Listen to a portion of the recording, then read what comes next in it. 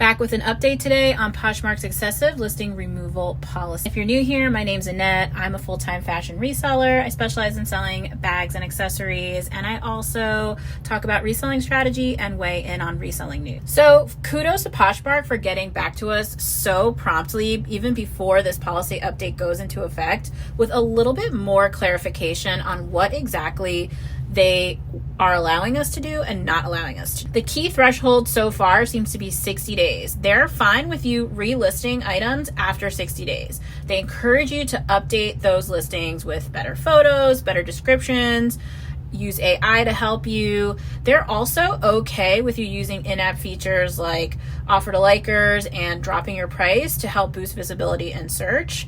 And they're also okay with you using the copy listing feature. But again, you're not going to get that visibility boost in search unless that listing is 60 days or older. Now, they also told us a couple of things that they don't want us to do. One, they don't want you to excessively delist or relist the same item, especially under that 60-day threshold.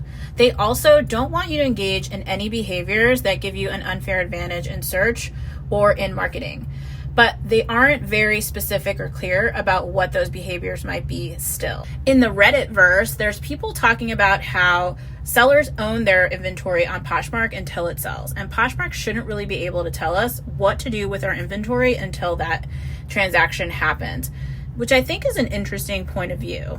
Because what if you decide you want to do an in-person market and you want to pull 100 listings in one day from your Poshmark in order to do that in-person market? You're not being abusive, and you might want to relist things that don't sell at the market again in a day or two, and they may be under that 60-day threshold. So how is Poshmark going to enforce this policy and tell the difference between someone who is doing these excessive abusive behaviors and gaining unfair search advantage and somebody who maybe just wants to sell in person at a market? Or maybe you want to delist 100 stale listings and send them to ThredUp in one shot. We still don't have answers to questions like how many items can we delist in a day before we trigger this policy? How many items can we relist in a day before we trigger this policy? All we know is that they have to be at least 60 days or older. Let me know your thoughts in the comments below about all of this.